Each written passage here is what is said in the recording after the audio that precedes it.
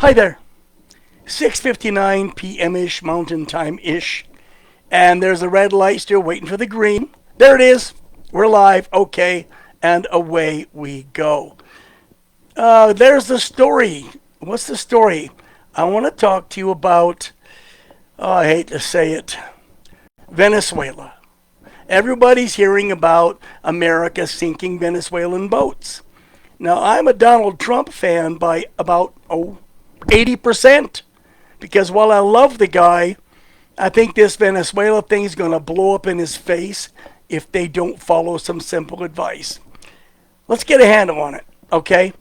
The administration is accusing, it seems, every high-speed small boat on the ocean sea of running drugs.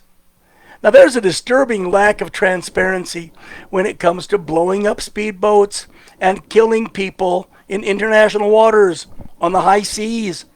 Granted, a 30-foot torpedo boat with 3 huge outboard motors plowing through international waters probably is not on a fishing trip or out for a pleasure cruise.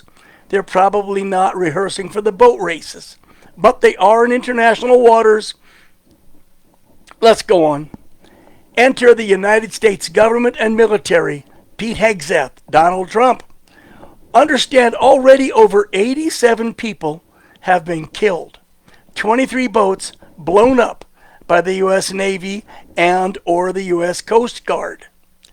There's even a rumor that on a recent seek and destroy mission, the U.S. forces that sunk the boat came back, second trip, so they could do a double tap and kill the survivors. People hanging on to the boat as it was just floating in the water, all busted to hell. If it's true, if we did this, we're in deep shit. Plain and simple. The first question you got to ask Uncle Sam is, how in the hell do you know what's on the boat? How do you know that what's on the boat is illegal? How do you even know where the hell they're going? They're on the high seas. They're bouncing around in the water, ripping fast. But you don't know where they're going to end up?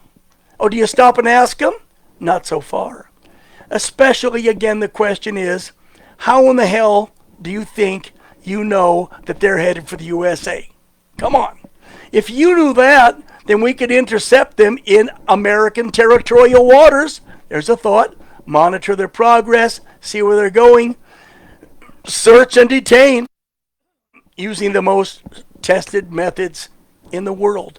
But no, I mean, what's your problem? The next question is this one. With less lethal options all over the place to capture and confiscate, why are you almost uniformly choosing most lethal, deadly options when you have so many less lethal options available? Burp time.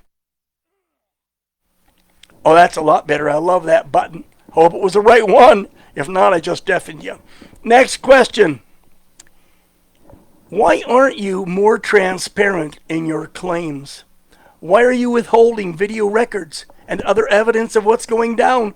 What's all the secrecy about? If you have nothing to hide, what could possibly warrant the level of secrecy that you seem to be attaching to blowing up boats and killing people? Whatever. Next question. Are you deliberately pushing for war? Are you egging Venezuela, hoping to God they'll do something so you can say, they attacked us, let's have a war? Do you hope that, what can you gain by attacking an obviously inferior military power? Well, hold it. You know what I'm thinking? I'm thinking of an itty-bitty military power about the same size as Venezuela. It was called Vietnam. France was a leading world power. Vietnam handed them the ass.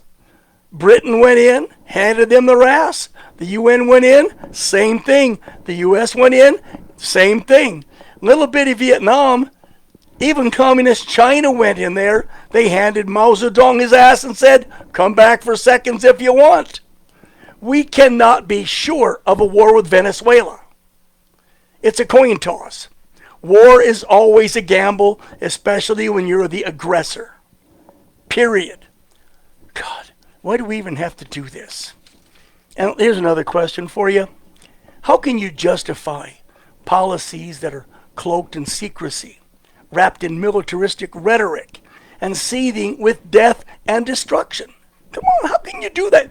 You're supposed to be the leaders of the land of the free and the home of the brave. For God's sake, look, okay, we know that Maduro, that's the president of Venezuela, is guilty, at least in part, of sending harmful drugs to the United States.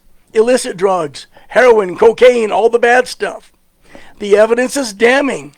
Yet you downplay much larger drug suppliers like China, Mexico, and Colombia, and a host of other bad actors.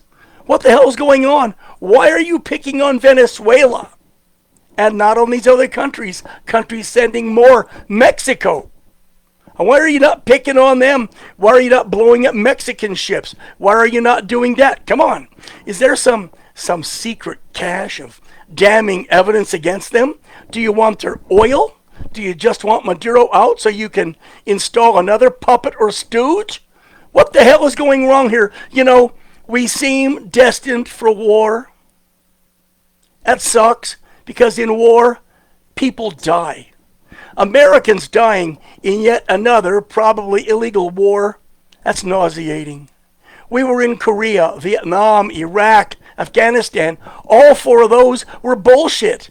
We had no business being there. The deep state and or military industrial complex pushed us into it. And Americans, oh, okay, must be right. Wrap yourself on the flag. Come on. Do you understand this? This will be yet another immoral, illegal, unqualified war. President Trump, I love the man. I think he loves America. I think the elements of his foreign policy are juvenile at best. That's why I'm an 80% Donald Trump. I'm not a MAGA. He has a reputation, a good one, for keeping Americans out of conflict overseas. As president in his first term, he did that. And he seemed to be doing it here. So how is it now that he seems to be beating the war drums? What can we do to ensure the safety and the peace that we Americans think we deserve? For those old enough to remember the moratorium on Vietnam, college protests, marches in the streets all over the country, what we need in this country now is public uprising, civil unrest. Okay? Not to the point of violence, but we definitely need, civil disobedience. Voters need to run to the polls. They need to look at candidates, forget their political affiliation, Democrat, Republican, Independent, Sanders. They need to forget that. They need to go to the polls, choosing the people that they want to lead them. But it's not going to happen. I'm not kidding myself. You people are soft, spoiled. You're weak of character. You've had it far too good for far too long. You don't know what a hard time is like.